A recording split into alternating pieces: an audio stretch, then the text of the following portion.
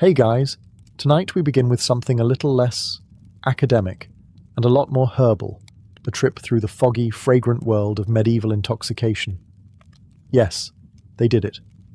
But trust me, things got weird, and sometimes surprisingly creative. So before you get comfortable, take a moment to like the video and subscribe, but only if you genuinely enjoy what I do here. And let me know in the comments where you're tuning in from and what time it is for you. It's always fascinating to see who's joining us from around the world. Now, dim the lights, maybe turn on a fan for that soft background hum, and let's ease into tonight's journey together. It's tempting to imagine the Middle Ages as a grim, mud-covered parade of monks, plagues, and potatoes. But under all that wool and despair, there were people, regular, flawed, experimental people, who occasionally looked at a strange route and thought, well, let's see what happens if I drink this with hot wine. And to be fair, who could blame them?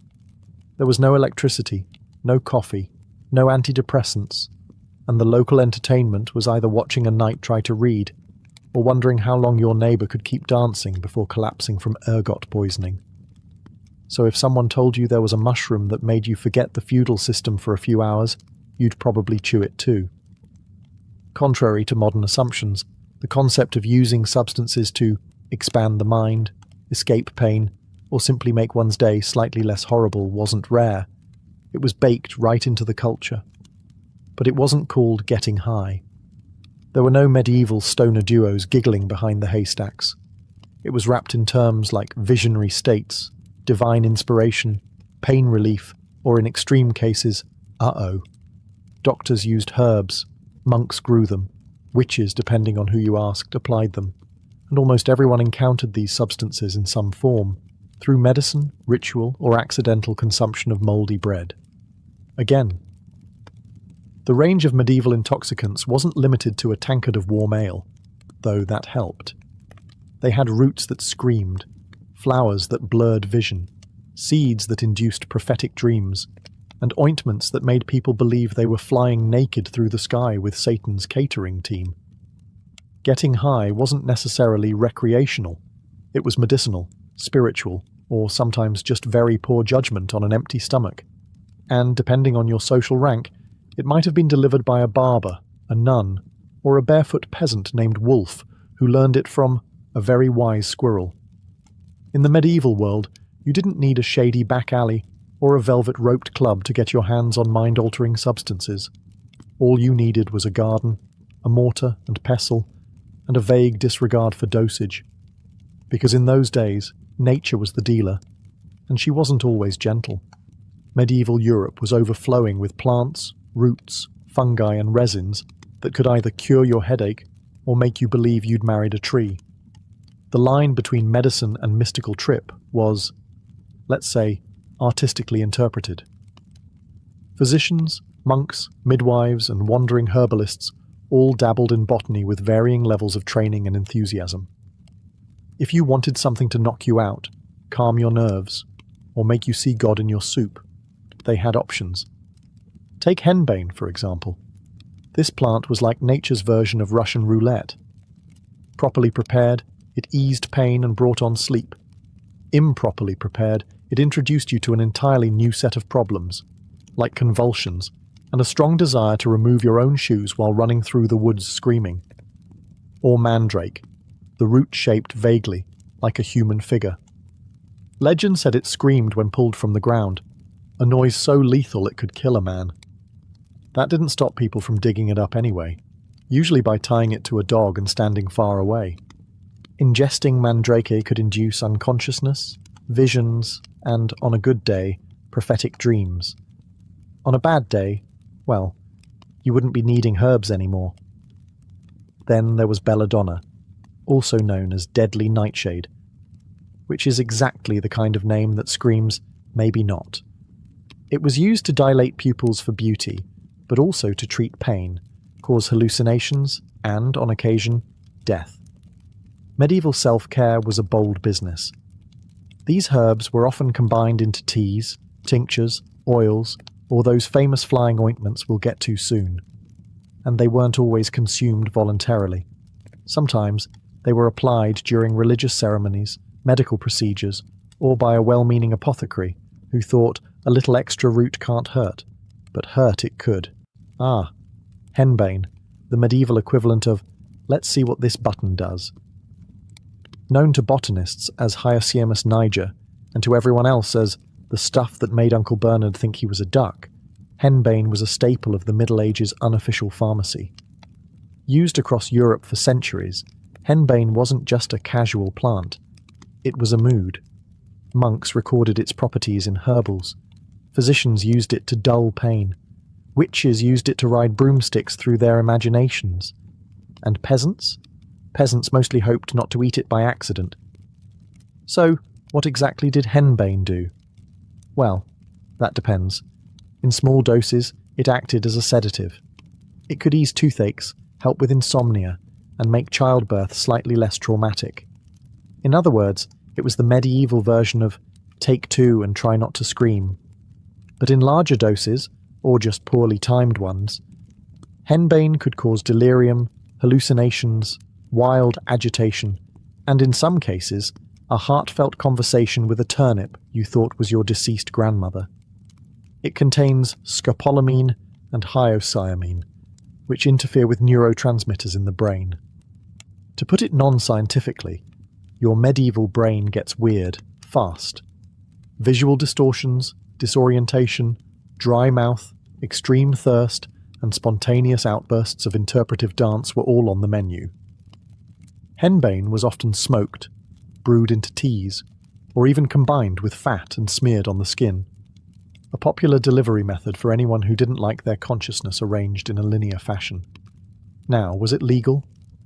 Technically, yes. Controlled substances weren't a thing yet. But it was controversial, especially with the church. Anything that altered perception was suspicious. Visions were supposed to come from saints, not shrubs. Still, henbane had fans. Among healers, mystics, and people with nothing to lose. It even made its way into beer recipes before being banned in favour of safer additives like hops. Few plants in the medieval world were as feared, revered, and dramatically misunderstood as mandrake, a root so potent and weirdly human-shaped that it sparked a mix of botany, folklore, and sheer panic. Botanically known as Mandragora officinarum, the mandrake was associated with sleep, hallucinations, fertility, and a high probability of either mystical visions or waking up in a ditch next to a confused goat. Either way, something happened. Medieval herbalists believed that the root, which often resembled a stubby, contorted human figure, contained powerful magical and medicinal properties. It was a sedative, an anesthetic, an aphrodisiac, and, according to some, a conduit to prophetic dreams. You could boil it in wine to calm pain, or you could inhale its fumes and immediately question all your life decisions. But the real fame of the mandrake came from its alleged habit of screaming when uprooted. Yes, screaming. As in, "Don't pull me out of the dirt or you'll die from the noise," kind of screaming. Medieval texts warned that simply hearing the mandrake's cry could kill a man, which naturally led to some creative harvesting techniques.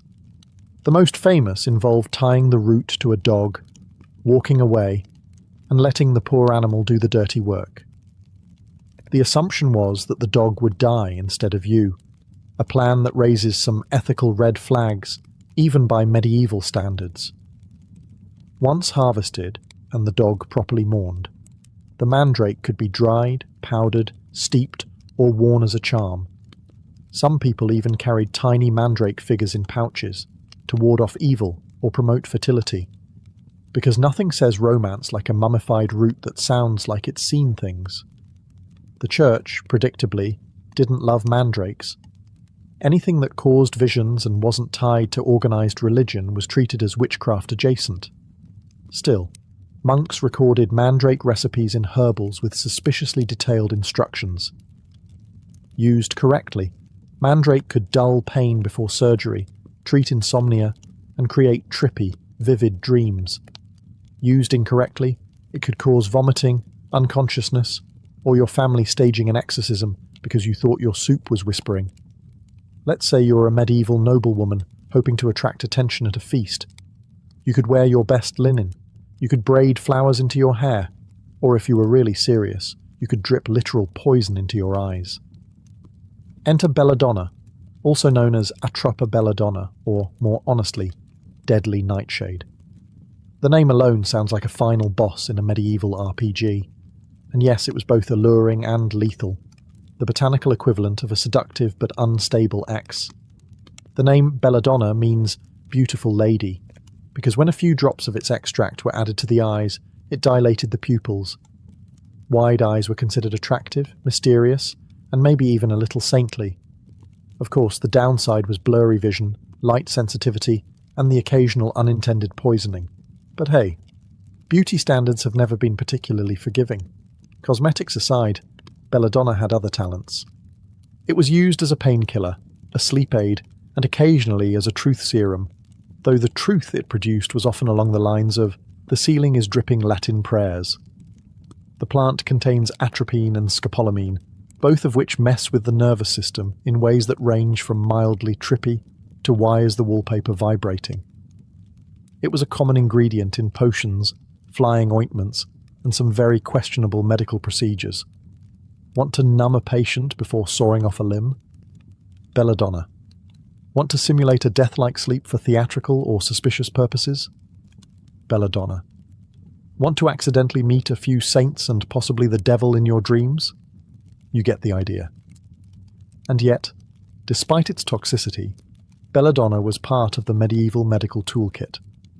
Physicians used it carefully, or recklessly, depending on how bad the plague was that week. And it shows up in herbals, recipes, and love charms across Europe. Before modern edibles came in discreet packaging and fruity flavours, medieval folks were already getting inventive, just not with chocolate. Instead, they relied on ointments, balms, tinctures, and potions.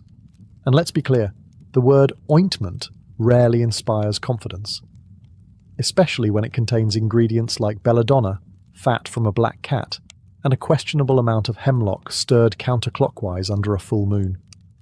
Welcome to the world of medieval transdermal delivery systems, or, in plain English, rubbing weird paste on your skin and hoping for the best. These concoctions weren't made for a casual weekend buzz. Many were tied to rituals, folk medicine, and spiritual experiences. They could knock you out, send you into ecstatic trances, or, if misused, cause you to believe you were turning into a lizard. Application was often topical, which sounds safer, until you learn the preferred absorption points were the mucous membranes. Yes, those membranes.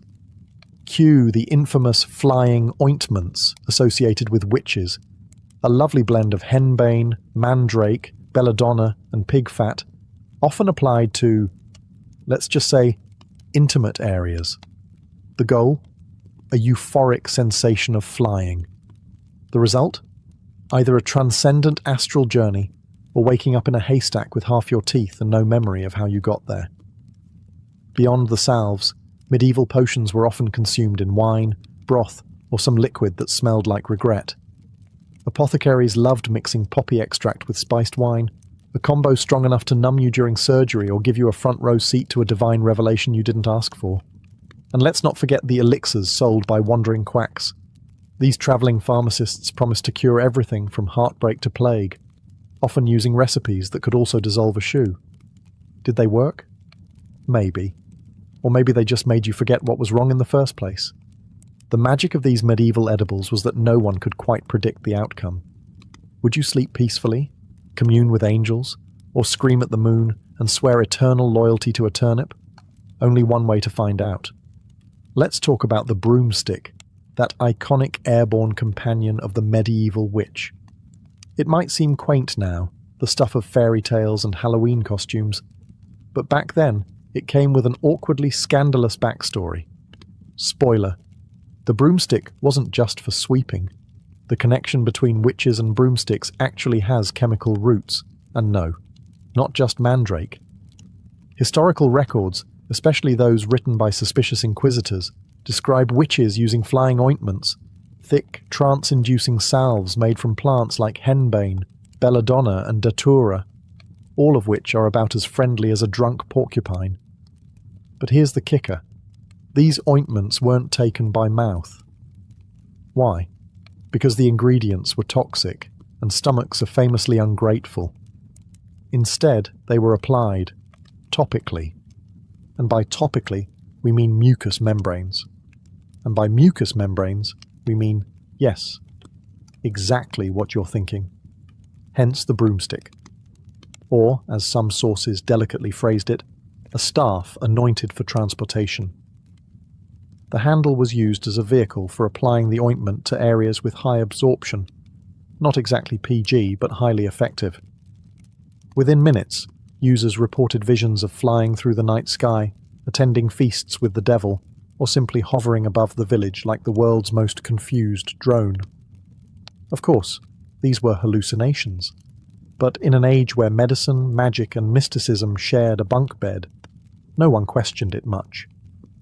Inquisitors and theologians took note, of course, not because they were interested in pharmacology, but because they saw flying as evidence of consorting with demons, which is ironic, considering the hallucinations were chemically induced and deeply unreliable. But when has medieval justice ever needed evidence?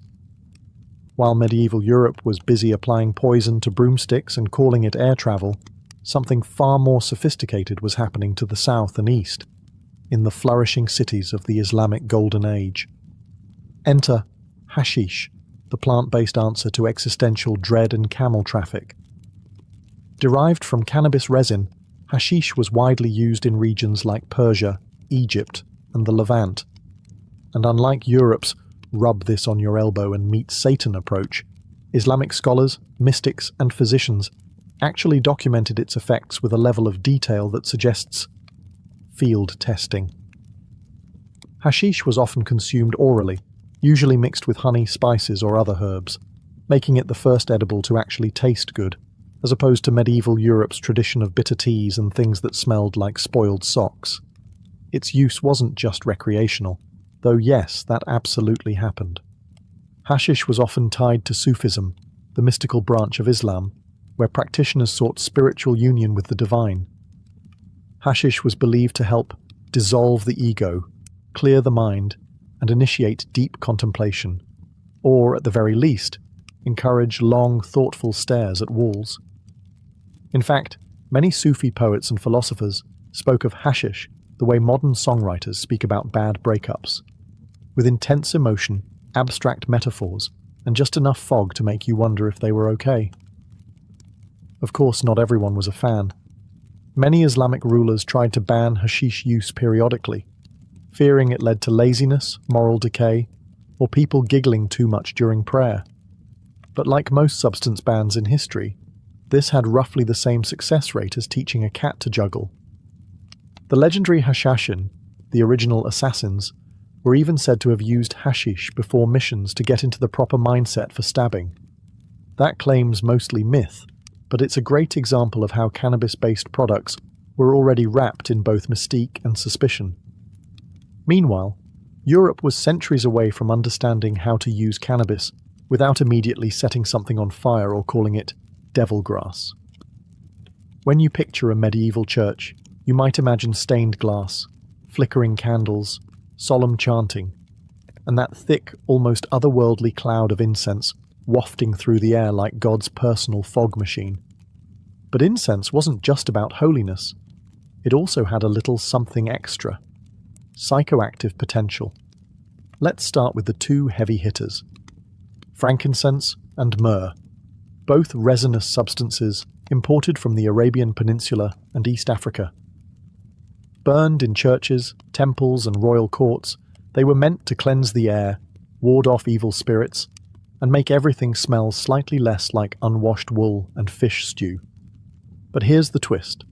Modern studies have shown that burning frankincense releases compounds, particularly incensol acetate, that can affect the brain's limbic system. Translation: if you sat in enough smoke, Gregorian chant wasn't the only thing making your head feel floaty. In poorly ventilated medieval chapels, which is to say all of them, prolonged exposure to incense could cause a mild tranquilizing effect, especially if paired with fasting, dehydration, or extreme boredom. It wasn't uncommon for monks or devotees to report visions during long services, and while they often credited divine inspiration, it's possible some were just lightly buzzed from resin fumes. And if you think this was limited to Christian spaces, think again. Incense was a common fixture in mosques, synagogues, Buddhist temples, and even pre-Christian pagan rites. It transcended religion. Everyone loves a good vibe, apparently. Clerics insisted the incense helped lift the soul to heaven. Realistically, it may have just softened the edges of reality enough to make 5-hour sermons a bit more tolerable. Think of it as the medieval equivalent of putting on lo-fi beats and lighting a scented candle, but with more Latin and less chill. If there was one thing medieval people could count on, besides taxes and the occasional plague, it was alcohol. Beer, ale, mead, wine, cider. You name it, someone was brewing it in a wooden barrel behind their house and calling it medicine. And in a way, it was. Water wasn't exactly safe to drink. Most natural sources were either contaminated or casually downstream from livestock, which meant sipping from a stream was basically playing intestinal roulette. So instead, people reached for something a little more fermented. Enter small beer, the medieval version of La Croix, but with alcohol and a much higher chance of being brewed by someone named Edith, who measured ingredients by intuition and prayer. This low-alcohol drink was consumed daily by adults and children alike. Not to get drunk, but to stay alive, with a light buzz and regular hydration. Of course, not all medieval alcohol was so tame. If you were wealthier, or simply had fewer plans for the day, you might opt for stronger ale, honey mead, or imported wine. And yes, wine was often mixed with herbs or spices, either for flavour, medicinal effect, or just to see what happened. In monasteries, brewing beer was practically a sacred duty. Monks perfected recipes, documented fermentation methods, and taste-tested the results, often with great enthusiasm. If salvation came in pints, the Benedictines were well ahead of the curve. But alcohol wasn't just a drink, it was a lifestyle enhancer. Want to dull the pain of medieval dentistry? Ale. Want to treat melancholy? Spiced wine. Want to forget you live in a drafty hovel with 6 other people and one extremely judgmental chicken? Mead. Taverns, inns, and roadside alehouses served as medieval therapy offices, only with more yelling. People drank to celebrate, mourn, gossip, and occasionally invent entirely new dance styles no one asked for. Sometimes getting high in the Middle Ages wasn't a decision. It was just breakfast. Enter ergot, a parasitic fungus that grows on rye and other cereal grains. To the untrained medieval eye, it looked like a slightly weird blackened kernel. To the modern scientist, it's a biological prank with side effects that read like a medieval curse. Convulsions, hallucinations, burning limbs, and occasionally the sensation that your hands have turned into spiders.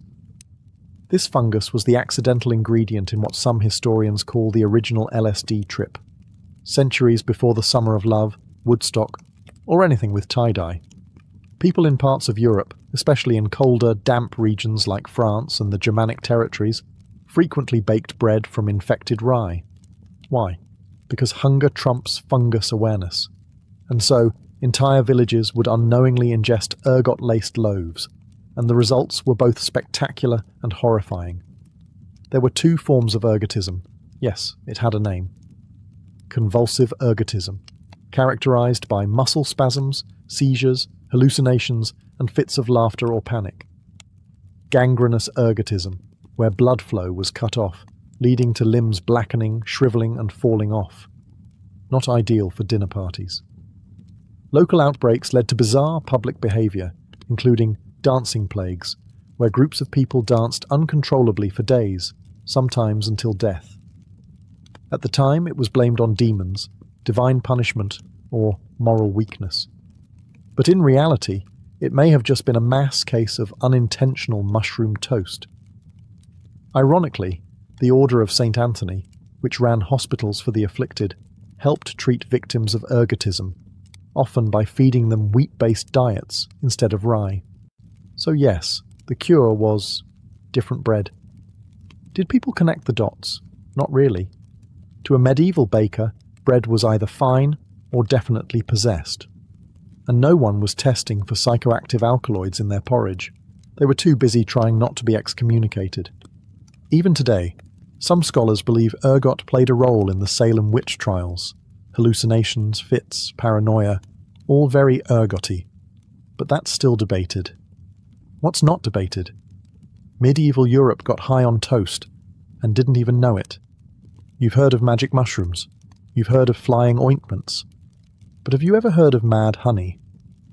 Yes, in a few special corners of the medieval world, even the bees were in on it.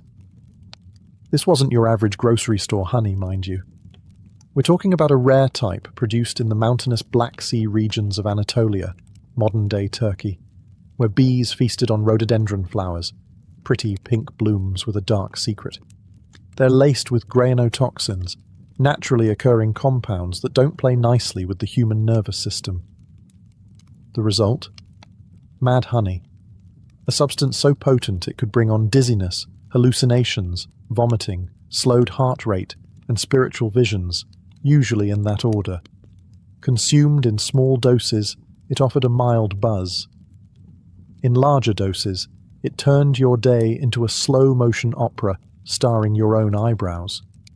This wasn't just a local curiosity, it was weaponized. According to ancient and medieval sources, invading armies were once deliberately poisoned with mad honey left behind in abandoned villages. Soldiers thought they'd scored free snacks. Instead, they ended up convulsing on the forest floor, realizing too late that bee puke is not to be trusted. Greek and Roman authors like Xenophon and Strabo wrote about these effects centuries earlier, but the use persisted well into the Middle Ages. Locals knew how to handle the stuff, a little on bread for a headache, a little in wine for visions, or none at all if you actually wanted to remember your own name by dusk. Mad honey became known as a remedy and a recreational substance, especially in mystical or folk healing traditions. Some users claimed it brought prophetic dreams, while others just woke up clutching a potato they believed was their uncle. Results varied, and yes, it was traded. Some ambitious merchants sold it in small ceramic jars, usually without dosage instructions, because who needs warning labels when you live in an era where leeches are considered sophisticated medicine? Not everyone in the Middle Ages was a priest, a noble, or a plague-ridden peasant. Some folks operated in the shadowy margins of society as shamans, herbalists, cunning folk, and other semi-legitimate practitioners of medicine and mischief. Think of them as medieval pharmacists with zero regulation and a deep personal relationship with moss. These were the people you visited when the local physician suggested bloodletting for your toothache. They had no degrees, but they had herbal knowledge passed down through generations, often learned by watching grandma treat boils with bark and dignity. And when it came to mind-altering substances, these folks were your go-to. They knew which plants to grind into paste, which roots to soak in wine, and how much of a given herb would make you dream of angels instead of accidentally join them. Whether you were looking to relieve pain, induce visions, curse your neighbor, or have an out-of-body experience during laundry, they had a remedy, or three. Many of these practitioners were women, midwives, wise women, and healers who were essential to their communities and deeply feared by authority figures. Not because they were cackling into cauldrons, but because they knew too much and didn't need Latin to explain it. Their remedies often included henbane, mandrake, belladonna, and poppy derivatives. They'd mix them with wine, fat, honey, or spit, not kidding, chant a few protective phrases, and send you on your way with something that could either heal you or make you passionately confess to crimes you never committed. Of course, if anything went wrong, say a hallucination involving flying goats or the sudden urge to marry a tree, blame shifted quickly from bad batch to witchcraft. The church and local authorities kept one eye on these folk, and the other eye nervously twitching. Still, communities relied on them. When your child had a fever, when your joints ached, or when you needed to contact a dead relative to ask where they hid the rent money, These were the people you turned to. They weren't doctors. They weren't priests. They were the original underground wellness influencers. So, after all the salves, brews, roots, ointments, incense, bees, and questionable bread, one big question remains. How did medieval people actually feel about getting high? The answer: conflicted. Deeply, hilariously conflicted. For some, especially healers and herbalists, mind-altering substances were a practical tool. If it dulled pain, slowed a fevered mind, or made childbirth 1% less horrifying, it was welcomed. This was medicine, not mischief.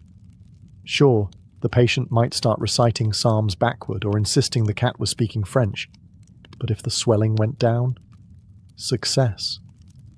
Then there were the spiritual users, monks, mystics, and those dabbling in divine communication.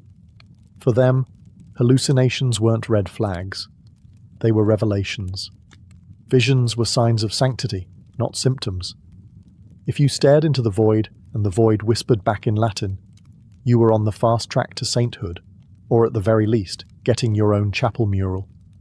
But intent mattered. Getting high by accident? Fine. Getting high to see Jesus? Acceptable. Getting high to flirt with a goat demon? Now we have a problem. That's where the church stepped in, branding certain substances and their users as suspicious at best, heretical at worst. Anything associated with loss of control, be it intoxication, trance, or inconvenient honesty, raised clerical eyebrows. Saints could have visions. Peasants, probably just possessed. Meanwhile, among the common folk, opinions were more relaxed. Your neighbour's sleeping potion may have doubled as a psychedelic nightcap. People used poppy wine for pain, hashish for calm, and henbane tea for dealing with the in-laws. It wasn't seen as mystical or rebellious. It was just part of the medicine chest, right next to the garlic and prayers.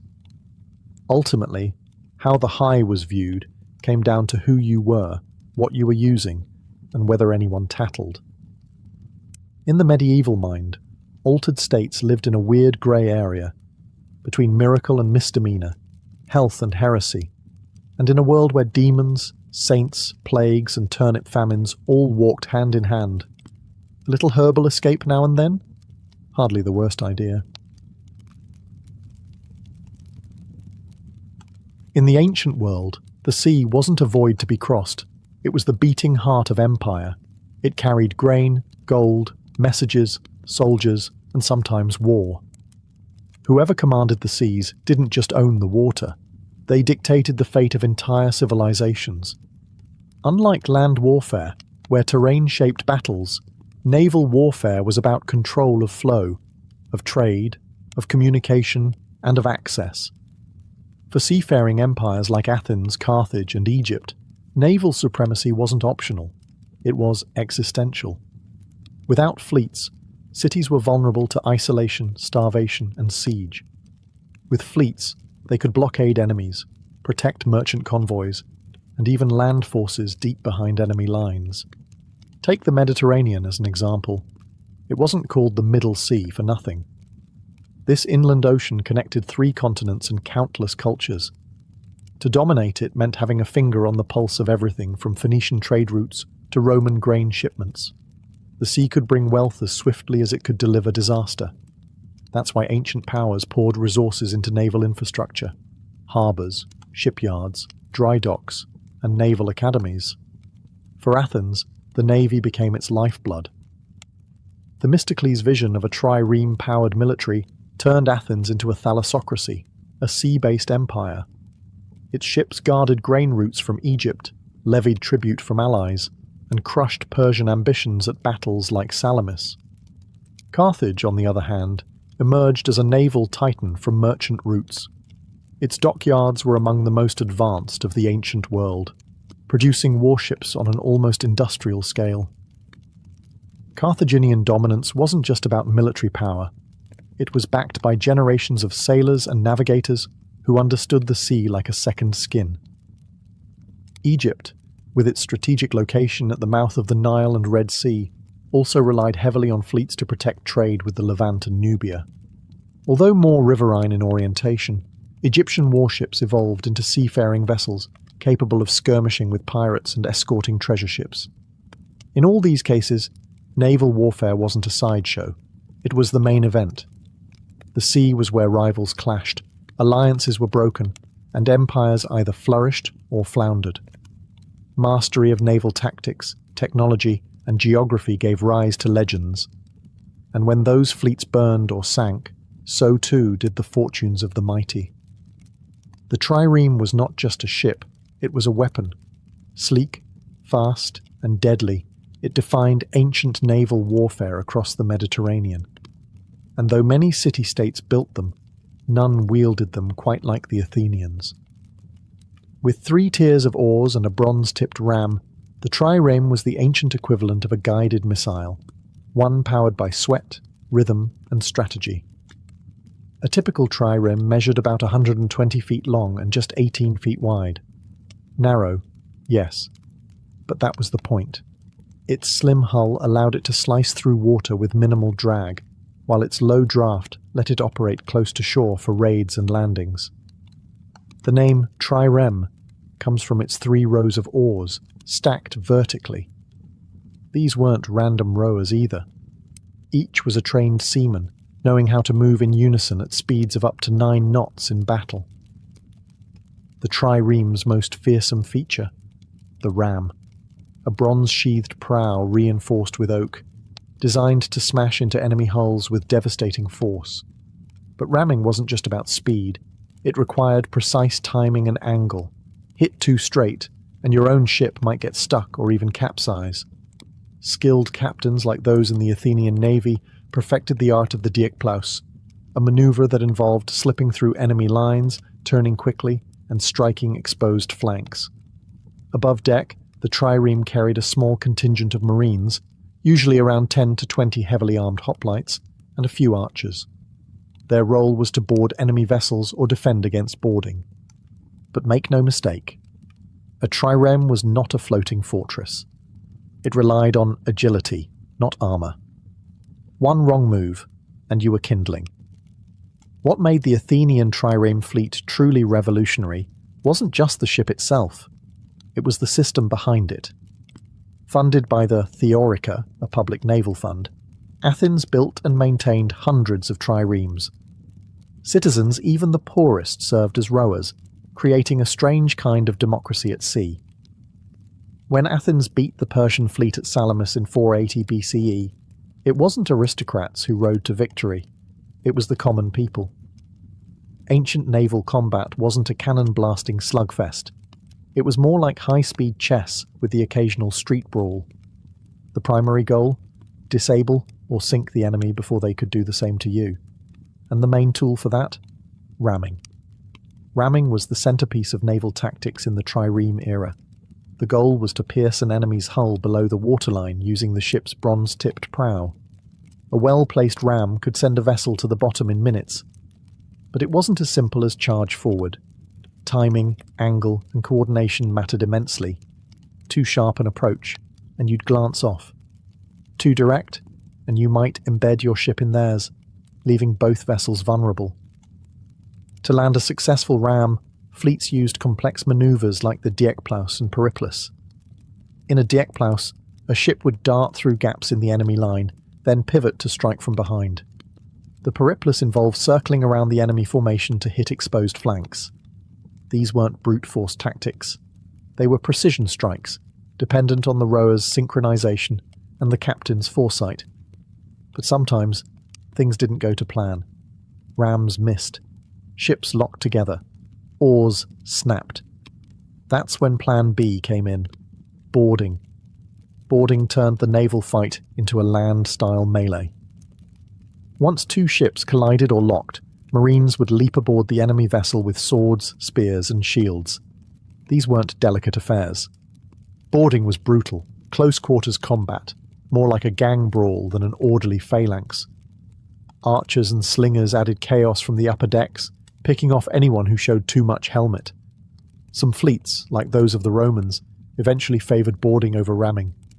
They even built special devices like the corvus, a boarding plank with a spike that could hook onto enemy ships and turn sea battles into floating land fights. This tactic helped Rome defeat more experienced Carthaginian sailors during the First Punic War. Because what Romans lacked in seamanship, they made up for in sheer infantry strength. Of course, this also meant naval battles became even bloodier and more chaotic.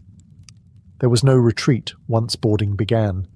It was kill or be killed, on a deck slick with salt water, blood, and broken timbers.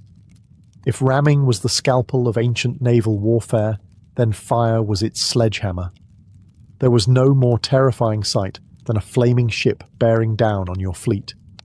Fire ships were the naval world's version of controlled chaos, a weapon so dangerous that it often threatened the attacker as much as the enemy. Though not as common as triremes or boarding actions, fire tactics emerged early and evolved over time. The basic principle was simple: load a ship with flammable materials, pitch, tar, sulfur, resin, oil, and set it alight before sending it toward enemy vessels. Ideally, the fire ship would drift into tightly packed enemy lines, igniting sails, decks, and anything else unfortunate enough to be flammable. One of the earliest documented uses of fire ships comes from the Greco-Persian conflicts, where desperate defenders tried to repel naval invasions by hurling flaming rafts or boats toward enemy galleys. In the confined spaces of a harbour or strait, where manoeuvrability was limited, a single fire ship could cause mass panic and break formations. But fire at sea was a double-edged sword. Winds could shift, flames could backfire. A poorly timed fire ship could destroy your own fleet as easily as the enemy's. This is why fire was often reserved for desperate moments, blockades, surprise attacks, or last stands where the risk was worth the havoc. The most sophisticated development in ancient incendiary warfare came with Greek fire, a mysterious and fearsome weapon developed by the Byzantine Empire centuries later, but inspired by ancient fire tactics. Greek fire could allegedly burn on water and couldn't be extinguished with standard methods. While it's more medieval than ancient, its conceptual roots, chemical fire used in naval dominance, can be traced back to these early fire ships. Egyptian and Phoenician fleets also used variations of fire-based weapons, particularly against pirate vessels and during sieges. For instance, coastal defenders might catapult fire pots or flaming arrows onto ships attempting to breach harbours. The psychological effect of fire at sea was unmatched. A ram could be blocked, a boarder could be repelled. But fire? Fire panicked crews, devoured wooden hulls, and spread faster than orders could be shouted. Even the most experienced sailors might abandon ship at the first whiff of pitch and smoke. In the 5th century BCE, Athens transformed itself from a landlocked city-state into a dominant naval superpower, and it all started with silver. When a massive silver vein was discovered in the mines of Laurium, Themistocles, an ambitious Athenian politician convinced his fellow citizens not to divide the wealth, but to invest it. His plan? Build a fleet of triremes. Lots of them. That decision changed history. With over 200 warships at its peak, the Athenian navy became the backbone of what we now call the Athenian Empire. The city's power was no longer rooted in hoplite infantry or stone walls. It sailed on wood, sweat, and strategy. The victory at Salamis in 480 BCE, where Themistocles' fleet trapped and annihilated the Persian navy in narrow straits, is still one of the most decisive sea battles of the ancient world. That win didn't just save Athens, it positioned it as the protector and soon ruler of the Aegean. Under the Delian League, Athens began extracting tribute from allied city-states, supposedly for mutual naval defense. In practice, this tribute was often used to fund Athens' own interests, from shipbuilding to public architecture. The navy allowed Athens to enforce loyalty, suppress rebellions, and project its power far beyond its borders. But it wasn't just about military might. The fleet democratized Athens. The poorest citizens, who couldn't afford armor or land to fight as hoplites, became essential rowers in the triremes. Their contribution gave them political clout, transforming the Athenian assembly and empowering the lower classes. Sea power became people power. However, this dominance came at a price. Athens's over-reliance on its navy and its coercive treatment of allies sowed resentment. During the Peloponnesian War, Sparta, historically a land-based power, built its own fleet with Persian money and eventually crushed the Athenian navy at Aegospotami in 405 BCE. With its fleet gone, Athens was starved into surrender. Still, the legacy of Athenian naval power endured. It showed that a city-state with limited land could become an imperial force through mastery of the sea. It also proved that ships could be political tools just as much as weapons. If Athens ruled the Aegean, Carthage dominated the western Mediterranean. Founded by Phoenician settlers around 800 BCE in what is now Tunisia, Carthage built its power not on conquest alone, but on trade, seafaring, and unmatched naval innovation. By the 4th century BCE, Carthage wasn't just a wealthy city. It was the nerve center of a sprawling maritime network that stretched from Spain to Sicily and North Africa to Sardinia. Carthaginian power was made possible by its fleet. While the Athenians refined the trireme, the Carthaginians took naval engineering to industrial levels. Their shipyards, especially the vast circular harbour of Carthage, could build and house hundreds of warships. These weren't theoretical numbers. Carthage had an assembly line-style dock system that allowed for rapid construction and repair, something unprecedented in the ancient world. Carthaginian ships, often quadriremes or quinqueremes, were heavier than Athenian triremes, designed not just for speed, but for power. Their naval doctrine leaned toward ramming and boarding, supported by experienced mercenary marines and Libyan sailors who had grown up on the sea. The city's maritime dominance wasn't only about force, it was about commerce. Carthaginian merchants navigated the Atlantic coasts of Europe and Africa, traded tin and silver, and brought back exotic goods. The navy ensured that pirates, rival traders, or Roman ambitions didn't interfere with this lucrative flow. And then came the Punic Wars. Rome, rising in the Italian peninsula, recognized that defeating Carthage meant building a navy from scratch. When they captured a stranded Carthaginian quinquereme, they reverse-engineered it, complete with the corvus, a boarding ramp that neutralized Carthage's superior seamanship by turning sea battles into land skirmishes. Despite early defeats, Carthage held its own through brilliant naval commanders and tactical mastery. In the First Punic War, the Carthaginians fought dozens of major sea battles. At Drepana, they executed a flawless maneuver that destroyed a Roman fleet despite being outnumbered, proving Carthage still knew how to command the sea. But quantity eventually overwhelmed quality. Roman persistence, better supply lines, and brutal discipline turned the tide. By the end of the Second Punic War, Carthage's fleet was gone, its shipyards dismantled, and its power broken. Still, the legend of Carthaginian naval dominance endures. They weren't just warriors on the water, they were master merchants, innovative shipbuilders, and bold navigators who once ruled the seas through wit, wealth, and wood. When we think of ancient Egypt, we picture pyramids, pharaohs, and temples, not fleets. But Egypt was one of the earliest civilizations to embrace naval power, both on the Nile and at sea. Its ships may not have been as famous as Greek triremes or Carthaginian quinqueremes, but for thousands of years, Egypt relied on watercraft to maintain its empire, transport troops, and protect its economic lifelines. The Nile was Egypt's highway, an artery that connected north and south, desert and delta. As early as 3000 BCE, Egyptian shipbuilders were crafting vessels from bundled papyrus reeds, and later, cedar wood imported from Lebanon. These riverboats transported grain, gold, soldiers, and even colossal statues. Pharaohs led naval expeditions southward into Nubia and eastward across the Red Sea to Punt, a mysterious land rich in incense, ivory, and exotic animals. But Egypt's naval ambitions weren't limited to the river. By the time of the New Kingdom, in 1550-1070 BCE, Egypt developed seagoing fleets capable of challenging pirates, repelling invasions, and projecting power beyond its borders.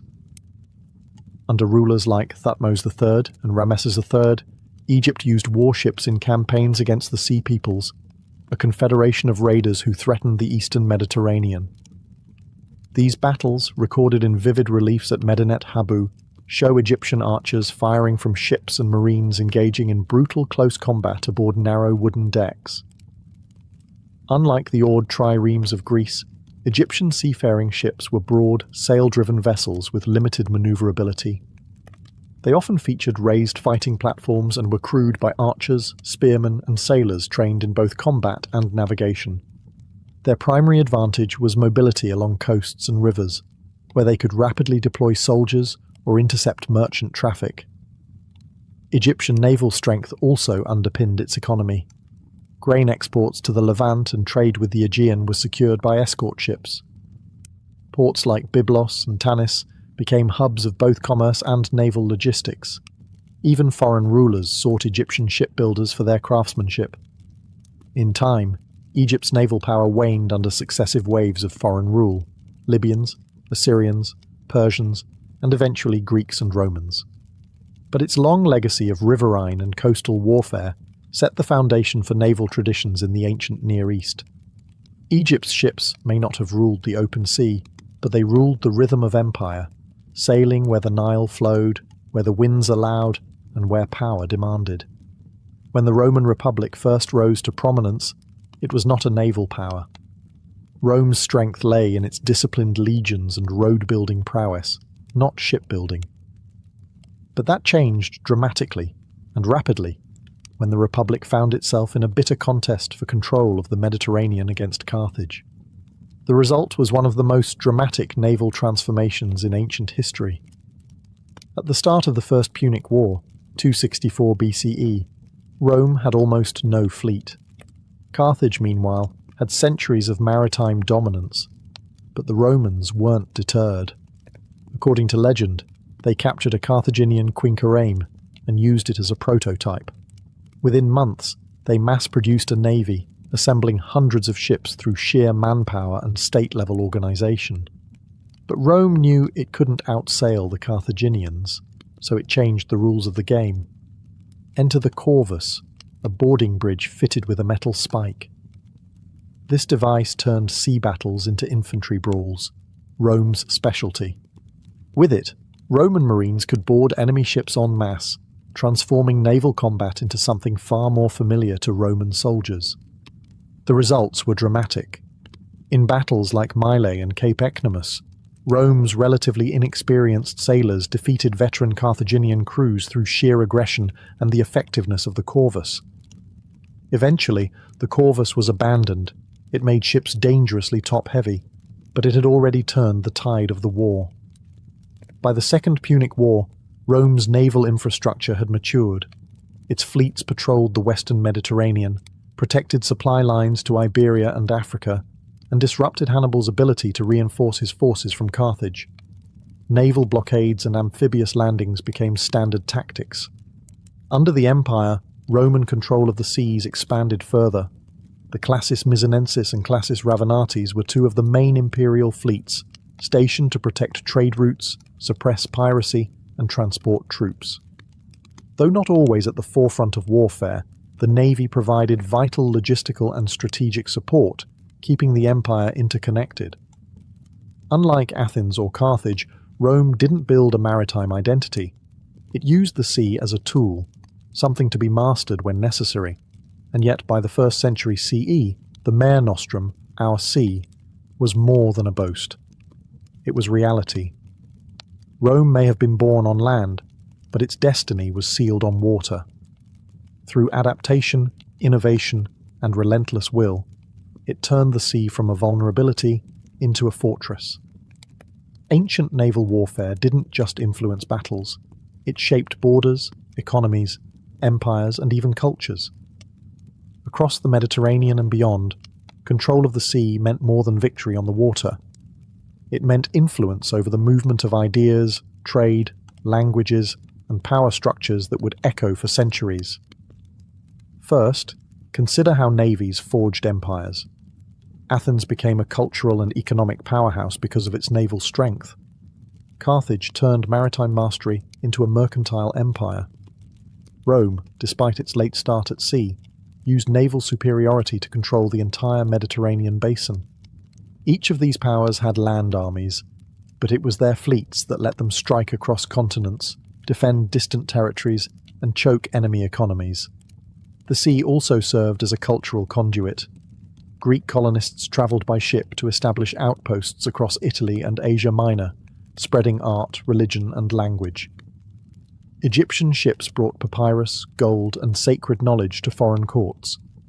Phoenician mariners transmitted their alphabet and their gods to nearly every shore they touched. Naval power was never just martial, it was civilizational. Technologically, ancient navies pushed shipbuilding to new heights.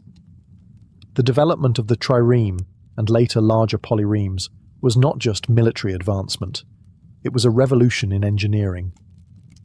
Harbours became logistical hubs. Navigation techniques improved. Standardized ship designs laid the groundwork for maritime architecture, still visible in later Byzantine and Islamic navies. Even economic systems evolved because of navies. Protected sea routes allowed for stable trade across vast distances, enabling luxury goods, like silks, spices, wine, and tin, to move between far-flung cultures. Cities with strong fleets like Alexandria or Rhodes became wealthy cosmopolitan centres. Where fleets thrived, so did markets, artists, scholars, and revolutionaries. And then there was the psychological legacy. Fire ships, ramming tactics, boarding actions. These left lasting impressions on how warfare was imagined. They introduced the idea that the sea itself could be a weapon, that mobility and control, rather than just brute force, could win wars.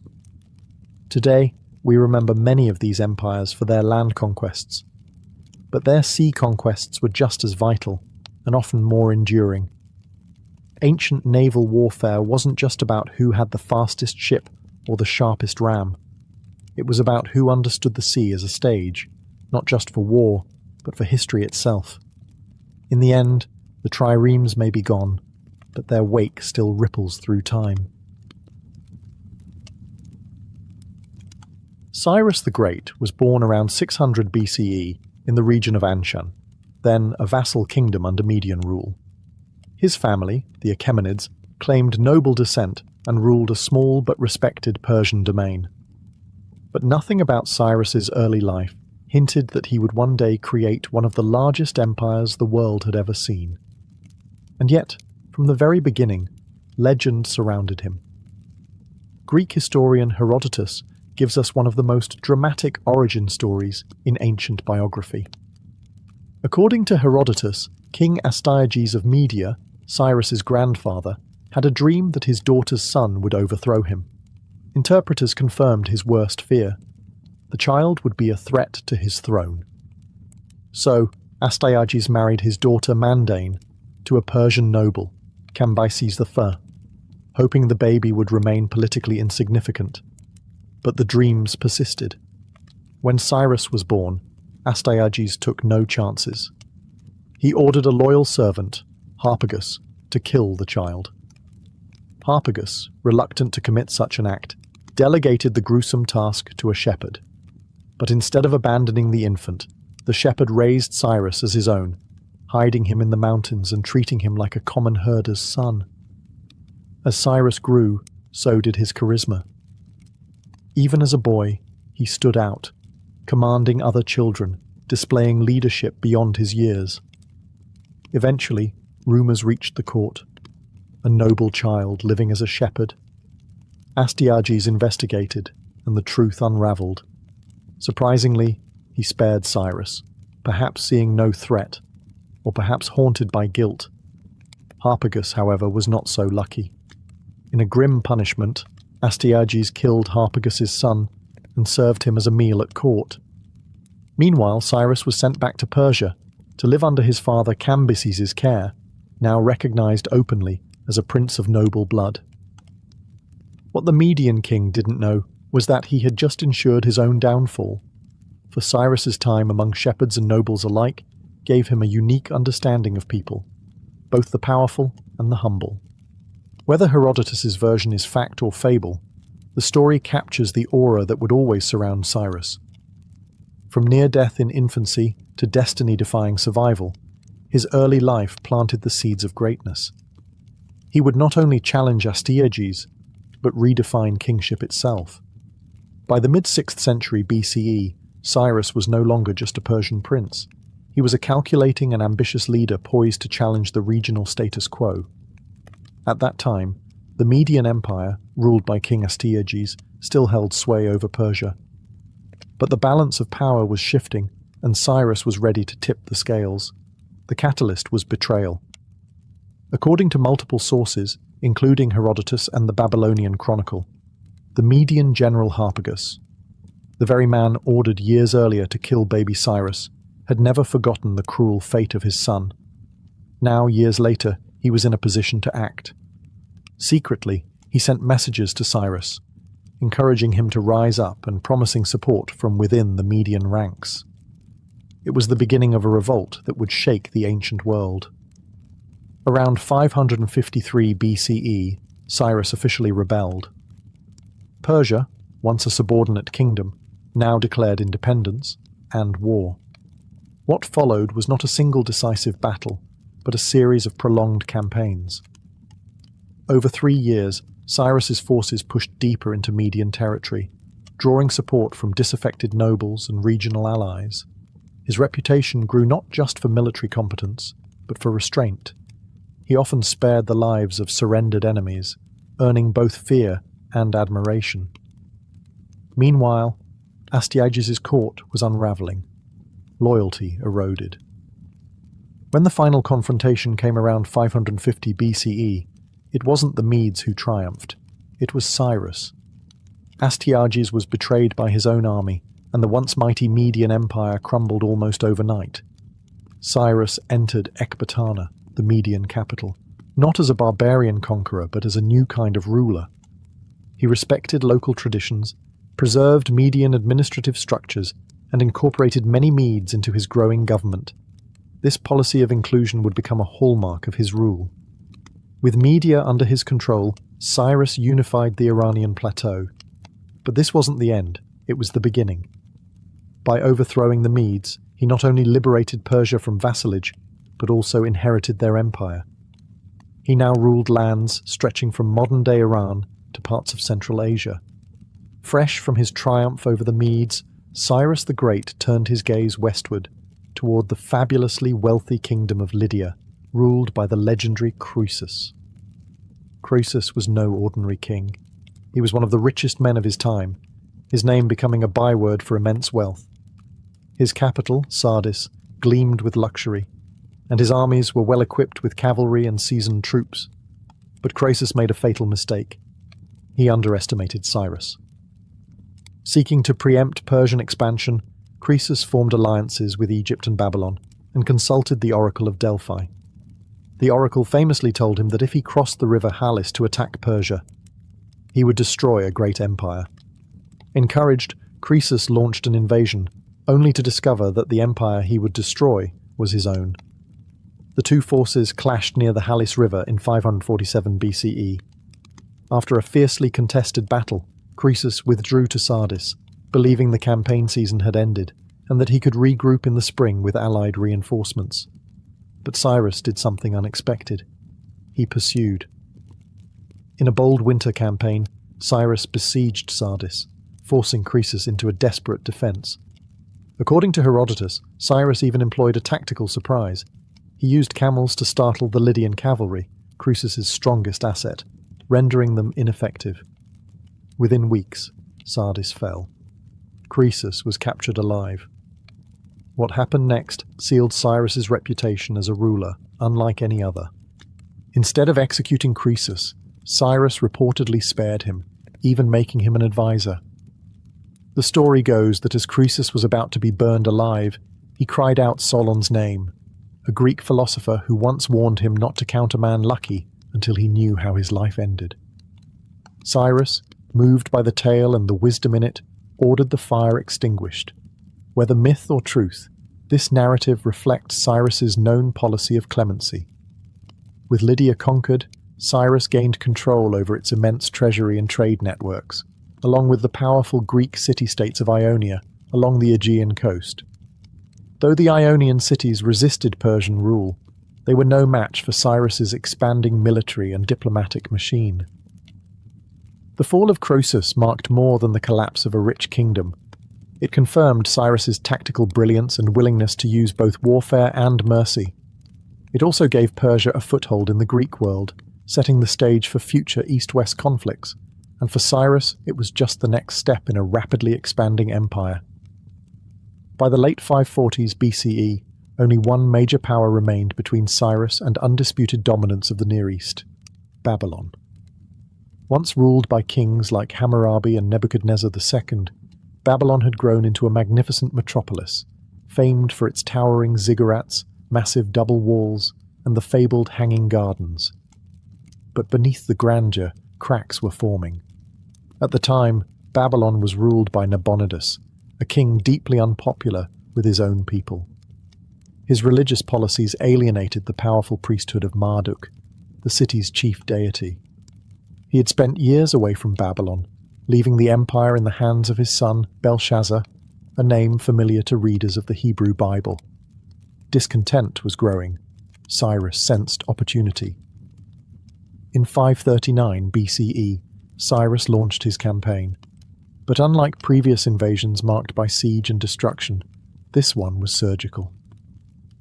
Cyrus's forces defeated Babylonian troops at Opis, a key city on the Tigris. There, they won not only with military power, but with propaganda. The Persians promised to liberate the people from the misrule of Nabonidus, presenting Cyrus as a restorer of divine order. The most astonishing part? When Cyrus entered Babylon, he did so without a fight. According to the Nabonidus Chronicle and later Greek sources, the city gates were opened to him, perhaps through political negotiation, perhaps due to internal betrayal. Regardless, Cyrus marched into Babylon as a liberator, not a conqueror. He respected the city's temples, participated in religious ceremonies, and declared in the famous Cyrus Cylinder that he had been chosen by Marduk himself to restore peace and justice. This document, often called the world's first Charter of Human Rights, records Cyrus's policies of tolerance, temple restoration, and repatriation of displaced peoples. Among those affected were the Jews, exiled from Jerusalem decades earlier by Babylonian kings. Cyrus issued an edict allowing them to return home and rebuild the temple in Jerusalem, an act so significant that the Hebrew Bible refers to him as God's anointed, a title otherwise reserved for Israelite kings. After entering Babylon in 539 BCE, Cyrus the Great didn't just take the throne, he rewrote the rules of empire. One of the most remarkable artifacts of his reign is the Cyrus Cylinder, a clay document inscribed in Akkadian cuneiform, often hailed as the world's first charter of human rights. While modern scholars debate that claim, there's no doubt that the cylinder offers a revolutionary glimpse into how Cyrus saw power, not as domination, but as stewardship. In the text, Cyrus proclaims himself chosen by Marduk, Babylon's chief deity, to restore order and justice after the misrule of Nabonidus. But this wasn't mere flattery. Cyrus backed his words with action. He restored temples to their proper function, allowed displaced peoples to return to their homelands, and explicitly stated that he would not oppress his subjects or alter their local traditions. One of the most famous outcomes of this policy was the liberation of the Jews from Babylonian exile. After decades in captivity, the Jewish people were allowed to return to Jerusalem and rebuild their destroyed temple. The Book of Ezra in the Hebrew Bible records Cyrus's decree, praising him as an instrument of divine will, extraordinary for a foreign king. In fact, Cyrus is the only non-Jew ever referred to in the Bible as a Messiah, or Anointed One. The Cyrus Cylinder speaks in terms of freedom, restoration, and legitimacy through justice, a striking contrast to the standard rhetoric of ancient rulers who often glorified conquest and divine punishment. Instead of boasting about destroying cities or enslaving enemies, Cyrus highlights his role as a protector of diverse cultures and faiths. This wasn't weakness. It was strategy. By respecting local customs, he avoided rebellion and fostered loyalty across his vast empire. Although we must be cautious not to project modern legal concepts onto ancient texts, the spirit of the Cyrus cylinder remains remarkable. It envisions a world where rulers derive legitimacy not from fear, but from benevolence and inclusion. Today, a replica of the cylinder is displayed at the United Nations headquarters, a testament to its symbolic weight as an early blueprint for pluralistic governance. Cyrus the Great didn't just conquer a vast empire, he held it together. That might sound simple on paper, but in reality, he ruled over an incredibly diverse world. Persians, Medes, Babylonians, Elamites, Lydians, Hebrews, and countless others, all with their own languages, gods, customs, and grievances. What made Cyrus truly great was not how far he extended his borders, but how skillfully he managed what lay within them. At the core of Cyrus's governance was a philosophy of tolerance through structure. Unlike many ancient rulers who imposed their culture and religion upon conquered peoples, Cyrus embraced a decentralized model. He allowed local leaders to remain in place, local religions to flourish, and local customs to continue. Rather than crush his subjects into submission, he sought to win their trust, and it worked. He retained and adapted the administrative systems of the Medes and Babylonians, blending them with Persian practices to create a uniquely flexible empire. Power was delegated to satraps or provincial governors who oversaw taxation, security, and justice in their regions. These officials were typically chosen from local elites, but remained accountable to Cyrus's central authority. This system became the foundation of Achaemenid rule for generations. Cyrus also invested in infrastructure. He improved trade routes, safeguarded caravans, and ensured fair treatment for merchants, knowing that commerce was as essential to stability as armies. His empire wasn't just a military machine. It was an economic and cultural network that stretched from the Indus Valley to the Aegean Sea. He also understood the power of symbolism. In each city he conquered, Cyrus made gestures of respect, restoring temples, participating in religious ceremonies, and preserving local institutions. These acts weren't simply theatrical. They were diplomatic strategies that earned him the loyalty of former enemies. Most remarkable was how little resistance his rule provoked. Cyrus didn't just avoid rebellions, he often inspired admiration. Even the Greeks, typically disdainful of barbarians, viewed him as a wise and just king. Xenophon, the Athenian historian, would later write Cyropedia, a partly fictionalized but deeply admiring biography of Cyrus, presenting him as the model of enlightened leadership. By the end of his reign, Cyrus the Great had reshaped the ancient world. From the Aegean Sea to the mountains of Central Asia, his empire stretched farther than any before it. But like many great conquerors, his ambition pushed him toward one final campaign, this time into the steppes of the northeast. It would be his last. Around 530 BCE, Cyrus set out to confront the Massagetæ, a confederation of nomadic tribes living east of the Caspian Sea. These fierce horse-riding warriors were led by Queen Tomyris, a ruler remembered as both a military leader and a symbol of defiance. Her people were seen by Persians as uncivilized but dangerous, a threat to the empire's expanding borders. The details of the campaign are murky, shaped largely by Herodotus's dramatic and likely embellished account. According to the Greek historian, Cyrus first attempted diplomacy, proposing marriage to Queen Tomyris.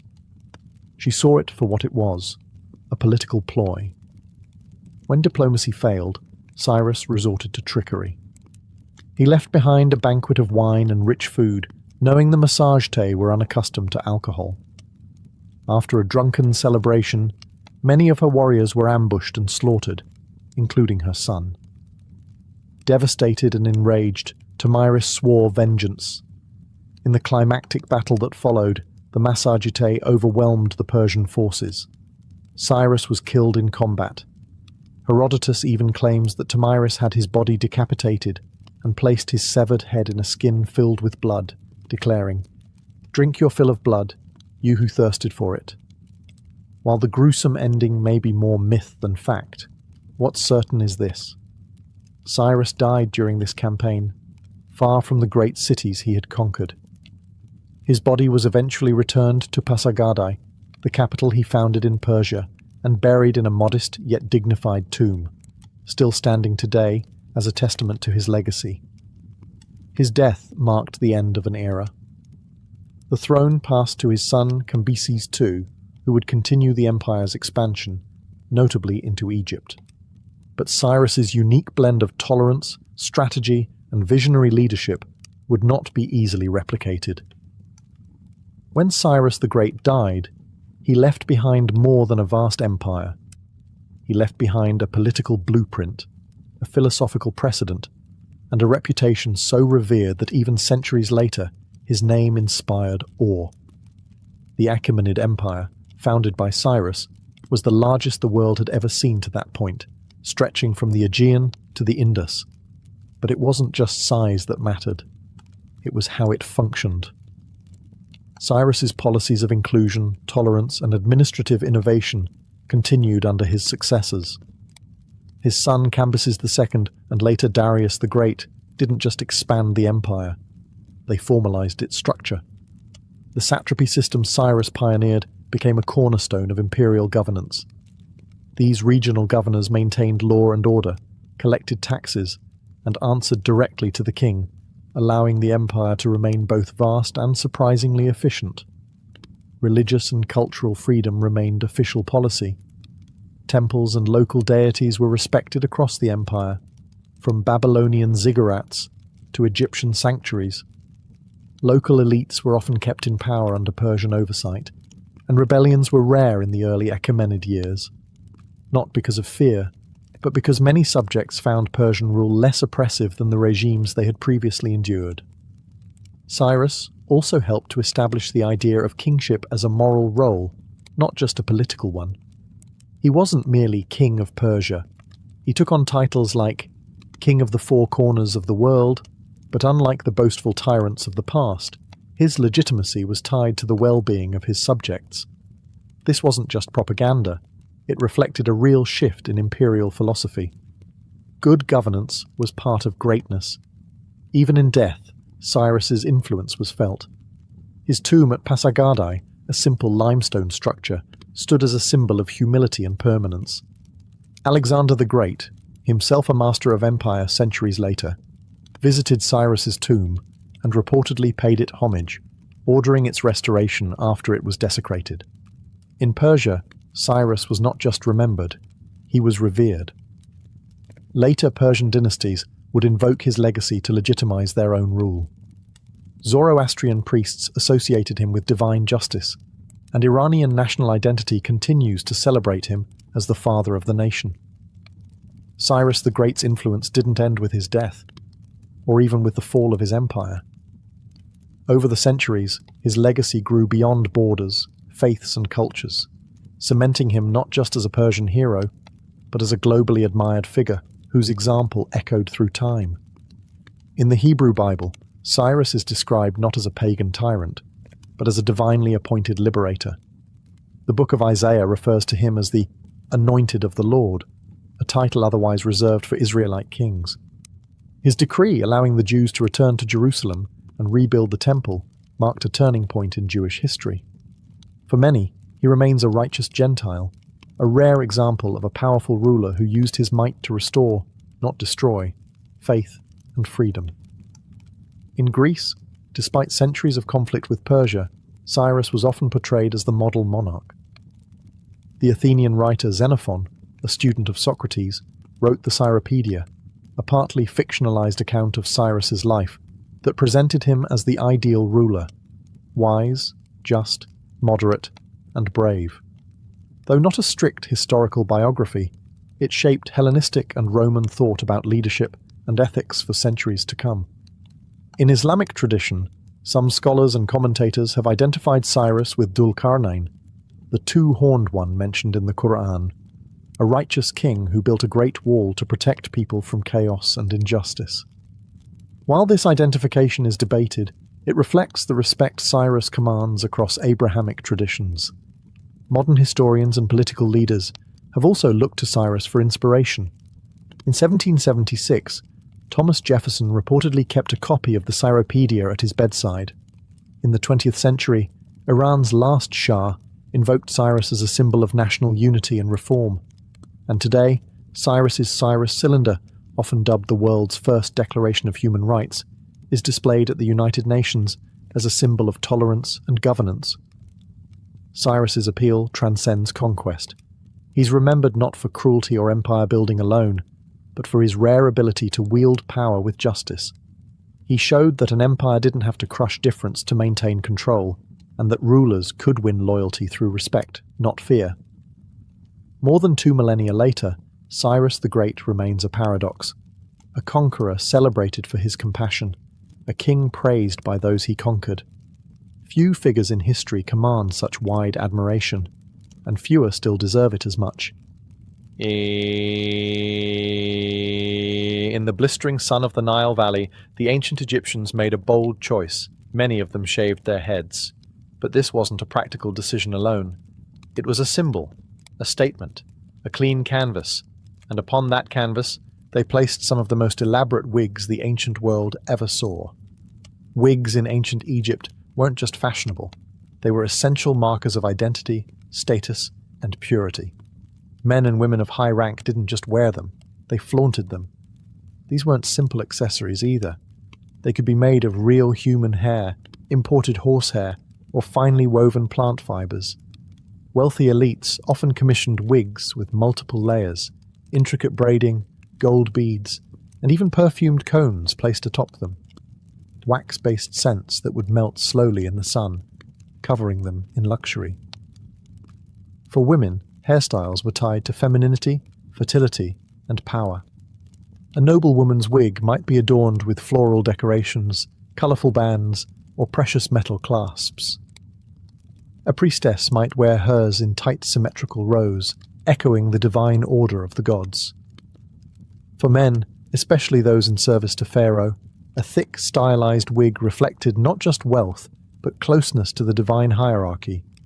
Children, however, had their own style. Many wore the sidelock of youth, a shaved head with one ornate braid left dangling, a symbol of childhood that would be cut off during adulthood or religious rites of passage. And then there were the bald priests. In sharp contrast to the extravagance of court wigs, priests were required to shave their entire bodies, including their heads, to maintain ritual purity. In public ceremonies, though, even they might wear ceremonial wigs, symbolizing their spiritual roles more than their individual identity. What's more fascinating is how wigs even served after death. Mummies were often buried with wigs in place, ensuring their status and beauty carried into the afterlife. Hair, in other words, wasn't just vanity. It was an eternal identity. If you picture a Viking, you likely imagine wild beards and braided hair, an image forged from equal parts archaeology, Norse sagas, and Hollywood. But there's a surprising truth in that vision. Viking hairstyles were far from random. In fact, hair was a powerful symbol in Norse society, of identity, masculinity, clan loyalty, and even seduction. Both Viking men and women took their hair seriously. In a world where physical appearance projected strength and honor, long hair wasn't a vanity, it was a statement. Men often grew their hair long and styled it meticulously. Braids, top knots, and half-shaved heads weren't just stylish, they were intimidating. A warrior walking into battle with braided locks and a thick beard wasn't just practical, keeping hair out of the eyes. He was broadcasting his readiness to fight and his resistance to fear. For Viking women, hair could be just as symbolic. Long, well-groomed hair was a marker of femininity and high status. Women often braided their hair in complex patterns, sometimes using ribbons or beads woven into the strands. A married woman might wear her hair wrapped or partially covered to signal her marital status, similar to how wedding rings work today. Some burial sites in Scandinavia even include combs, hairpins, and grooming tools, suggesting daily care and pride in appearance were important to both sexes. There was also a fascinating legal angle. In Viking law codes, hair played a role in justice. Cutting off someone's hair without permission was considered a grave insult. one that could lead to revenge, legal retribution, or full-blown blood feuds. That's because hair represented honor. To disgrace a warrior by chopping his locks was to attack his social standing itself. And then there's mythology. The Norse gods themselves had iconic hair. Thor with his flaming red beard. Loki's transformation tricks often involved changes in hair or shape.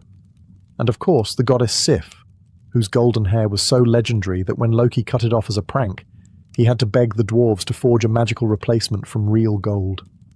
Hair wasn't just mortal identity, it was divine currency. The Romans knew a thing or two about control, and that extended to their hairstyles. In a world where politics, class, and gender were all tightly regulated, hair became one of the subtlest yet most powerful tools of social navigation. Especially in elite circles, your locks could literally declare your allegiance, your values, and your ambition. Let's start with Roman men. In the early Republic, the ideal Roman citizen was clean-cut, conservative, and practical. Hair was short, tidy, and well-groomed. Anything longer than that was considered suspect, effeminate, foreign, or lazy. A short haircut and a clean-shaven face weren't just fashion choices. They were civic statements. They said, "I'm disciplined, I serve the state, I'm Roman." But as the empire progressed, things got fluffier. Emperors like Nero and Commodus let their curls grow out in flamboyant styles that mimicked Greek philosophers or even divine statues. Some sported what we now call the Roman topknot, a raised section of curled or piled hair at the front, sculpted to suggest intellect, youth, or refinement. These weren't accidents. They were carefully crafted public images. Hair became propaganda. For Roman women, the stakes were even higher. Hairstyles became almost architectural. The famous Flavian Tower style, a literal mountain of curls and braids pinned above the head, was a high-status look made possible only by slave labor, hot irons, and hours of work. The more elaborate the hairdo, the wealthier the woman, because it meant she had the leisure time and servants to maintain it. Hair could also show political loyalty. Empresses often debuted new styles in statues and coinage, which were then copied by upper-class women across the empire. Wearing a hairdo like the empress wasn't just flattery, it was allegiance. Meanwhile, enslaved people were often forced to keep their hair short or plain, denying them this form of expression entirely. Soldiers likewise wore practical cuts, reinforcing unity and function over flair. And then there were the rebels.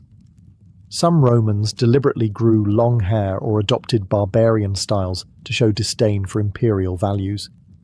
For example, gladiators often wore dramatic hairstyles to build stage personas, part athlete, part celebrity, part threat. In ancient Japan, hair wasn't merely a personal feature, it was an emblem of discipline, duty, and deeply rooted tradition. Nowhere was this more visible than in the iconic shonmeige, the distinctive topknot worn by samurai. This wasn't just a haircut, it was a cultural contract. Originally, the shonmeige began as a practical choice. The shaved crown kept helmets, especially the kabuto, samurai war helmets, more comfortable and secure in battle. But over time, as peace settled in during the Edo period, the style became less about combat and more about identity. The topknot became a rigid symbol of warrior status, honor, and submission to Bushido, the way of the warrior. Cutting it off wasn't just a haircut, it was symbolic death. A disgraced samurai might be ordered to remove his topknot, or do it himself, as a sign that he was no longer worthy of his rank. In extreme cases, the cutting of the topknot preceded seppuku, the ritual suicide performed to atone for shame. The hair of Japanese women also conveyed powerful social messages. During the Heian period, 794–1185, noble women grew their hair extraordinarily long, sometimes longer than their bodies, and allowed it to cascade straight down their backs in a style known as subarakashi. This wasn't just beauty, it was elegance, patience, and status. Maintaining such length required immense care, time, and wealth, traits exclusive to the aristocracy. Later, during the Edo period, women's hairstyles became increasingly ornate and stylized. Styles like the shimada, a kind of coiled bun, were adorned with pins, combs, and decorations, each one coded with meaning. Certain styles indicated marital status, age, or even profession. Courtesans and geishas, for example, used dazzling and elaborate hairstyles not only to attract clients, but to signal their training stage and experience level. Hair could also be a form of rebellion. During certain shogunate rules, laws were passed restricting hairstyles based on class. Violating those codes, even by letting your hair grow the wrong way, could draw suspicion or punishment. And yet, artists, actors, and even ronin, masterless samurai, often bent the rules to make bold statements about identity and resistance. In ancient Japan, hair was bound, literally and figuratively, by duty, devotion, and drama. Whether in the silent dignity of a samurai or the elegant swirl atop a geisha's head, coiffures were acts of storytelling, honor, and deep cultural memory. Across ancient Africa, hair wasn't just a personal style, it was a language.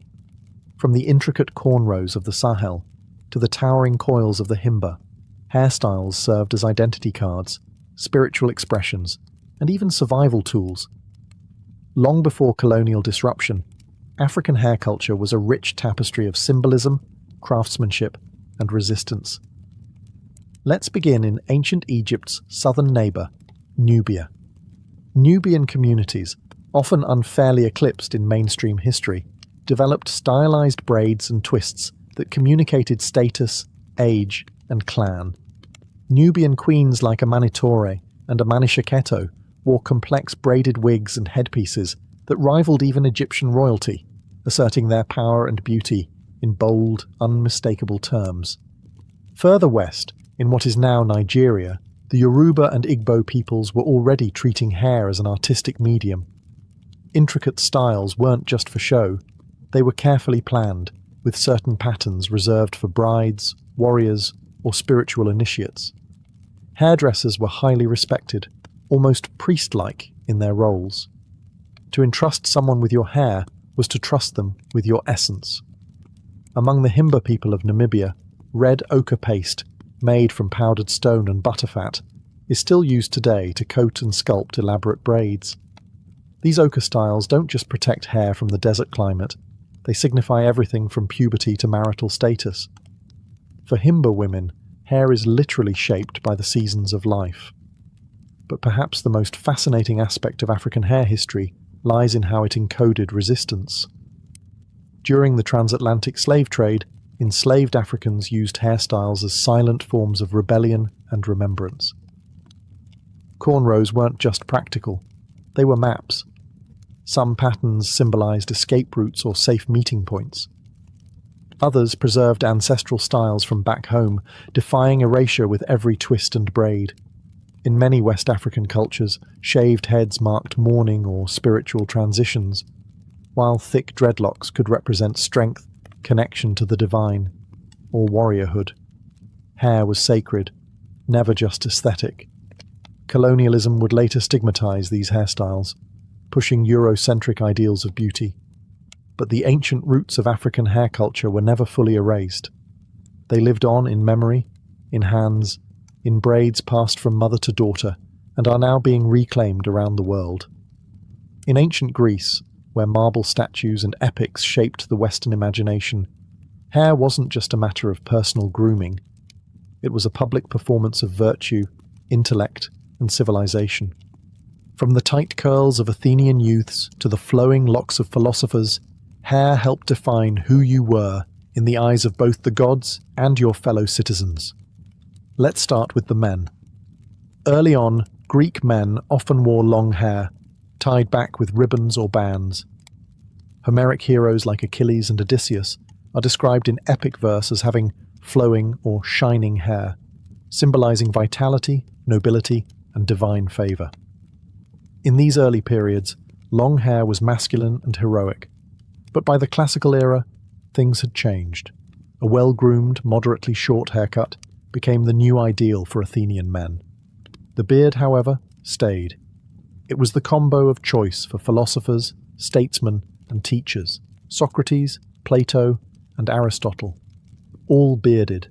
The beard was associated with wisdom and maturity, while the clean forehead and exposed face conveyed openness and reason. A long beard without long, wild hair suggested intellect over impulse, logic over emotion. In contrast, slaves and foreigners were sometimes forced to shave their heads as a mark of submission or inferiority. So, in a strange twist, having hair, at least the right kind, was a political privilege. Women's hair, on the other hand, was deeply tied to domestic virtue. In public, respectable women were expected to wear their hair up and covered, braided or coiled into buns. Hair hanging loose was often reserved for specific rituals, particularly mourning or ecstatic religious practices like the Dionysian cults, where unbound hair symbolized a break from order and social norms. Girls wore their hair down until puberty, after which their first braid was often cut and dedicated to Artemis as part of a coming-of-age ritual. This act symbolized both the end of childhood and the beginning of societal responsibility. Greek goddesses also had signature hair. Athena's neatly arranged war helmet style symbolized strategy and discipline. Aphrodite's flowing curls represented sensuality and divine beauty. Hairstyles helped mortals align with deities, borrowing divine traits by mimicking their forms. In ancient China, hair was inseparable from moral philosophy, family duty, and imperial control. From the smooth top knots of Confucian scholars to the ornate buns of Tang dynasty court ladies, every strand served a purpose, both aesthetic and symbolic. Hair was not to be altered lightly. In fact, cutting it was often considered a grave offense. Why? Because of Confucian filial piety. One of the core tenets of Confucianism was that your body, hair included, was a sacred gift from your parents. To cut, damage, or otherwise change it unnecessarily was a sign of disrespect. This belief permeated Chinese society for centuries. Even criminals faced hair shaving not just as a punishment, but as a ritual humiliation and spiritual severance. Men typically wore their hair long and tied it into a topknot or bun. Scholars, poets, and officials would often pair this with long robes and caps, signifying wisdom, composure, and loyalty to order. To see a man with loose or unkempt hair in public was deeply unsettling. It implied madness, mourning, or rebellion. For women, hairstyles were highly age and status dependent. Young girls often wore twin buns or side ponytails, styles that marked them as unmarried. Upon marriage, a woman's hair would be restyled into a more mature and formal arrangement, often a single coil or bun pinned with combs, jade ornaments, or gold hair sticks. Court ladies and empresses during the Tang dynasty took things to spectacular heights, literally. Their hair was sculpted into towering arrangements adorned with phoenix pins, flowers, and silk. There was also politics in hair. Dynastic shifts often brought forced changes in appearance. When the Manchu-led Qing dynasty conquered Ming China, they enforced the Q hairstyle, the front of the head shaved, with the rest braided into a long pigtail. This style was a hated symbol of submission to foreign rule. Many Han Chinese resisted, choosing death over what they saw as a betrayal of cultural identity. In contrast, Taoist monks shaved their heads entirely to reject worldly attachments. Buddhist monks did the same, demonstrating their detachment from the material realm and their embrace of impermanence. In ancient India, hair wasn't just a physical feature. It was sacred. It intertwined with ritual purity, caste identity, and spiritual symbolism, becoming a powerful medium of both devotion and social control. From the twisted dreadlocks of sages to the shaved heads of pilgrims, hair in Indian culture told complex stories of belief, discipline, and transformation. Let's begin with the sadhus, wandering holy men who renounced worldly life. Their hair was never cut, combed, or constrained. Instead, they let it grow into thick, matted dreadlocks called jata. These locks symbolized their spiritual power and detachment from material concerns. The longer and wilder the hair, the more potent the message. This person had transcended vanity, family, and even identity. Sadhus emulated Lord Shiva, the god of destruction and meditation, whose own jata was said to hold back the mighty Ganges river. For others, however, shaved heads were the height of sanctity. In Hindu traditions, pilgrims often shaved their heads before visiting sacred sites, offering their hair as a symbol of surrender and purification. Children's first haircuts, mundan, were key rites of passage, believed to cleanse bad karma from previous lives. Mourning rituals also required close male relatives to shave their heads, symbolizing humility and detachment from worldly attachments. Hair also communicated caste and marital status. Upper caste men traditionally kept a single tuft of hair at the crown, the shika, after shaving the rest of the head. This top knot wasn't random. It marked them as twice born, part of the priestly or scholarly class, and obligated to perform sacred rites. Cutting the shika without cause was akin to social death. Women's hairstyles were equally symbolic. Unmarried girls typically wore their hair loose or in simple braids, while married women bound their hair into buns or coiled styles. A well-oiled, neatly braided style denoted discipline, beauty, and family honor. Ornamentation varied by region and wealth, but jasmine flowers, gold clips, and decorative combs were commonly worn during festivals and weddings. Hair was also linked to erotic power. Ancient texts like the Kama Sutra describe sensual hair arrangements, while sculptures at temple sites like Khajuraho depict women with intricately styled hair, cascading down their backs like liquid sculpture. Throughout the ancient world, hairstyles weren't just about fitting in. They were also used to stand out, resist, and rebel.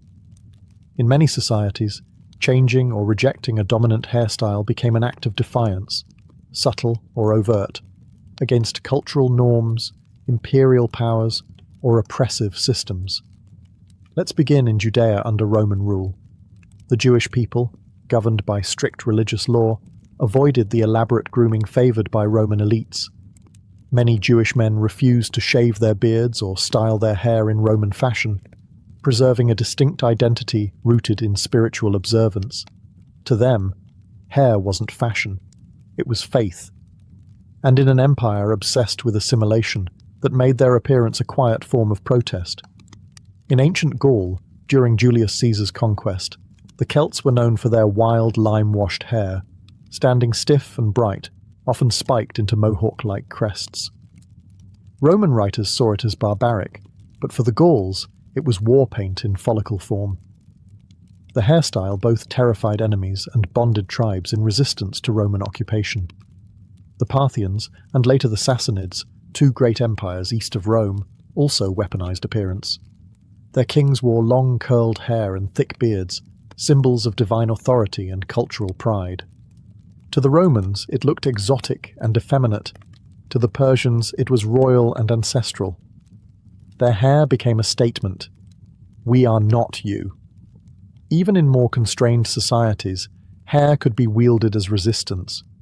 Enslaved people in various empires, from Greece to the Americas, were often forced to shave their heads to strip them of identity. But when they were able, they used hair to preserve lineage, memory, and rebellion.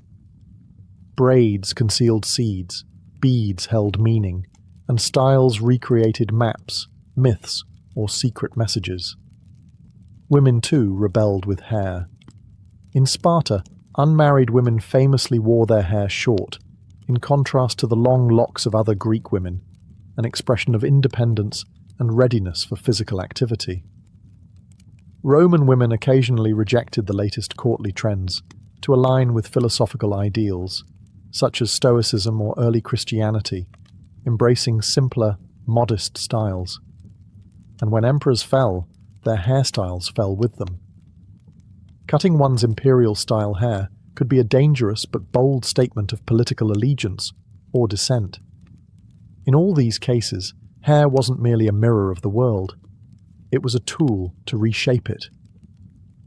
Across ancient civilizations, when voices were silenced or swords were drawn, the scalp became a canvas of resistance. A braid, a buzz, a curl. It could shout louder than words ever dared.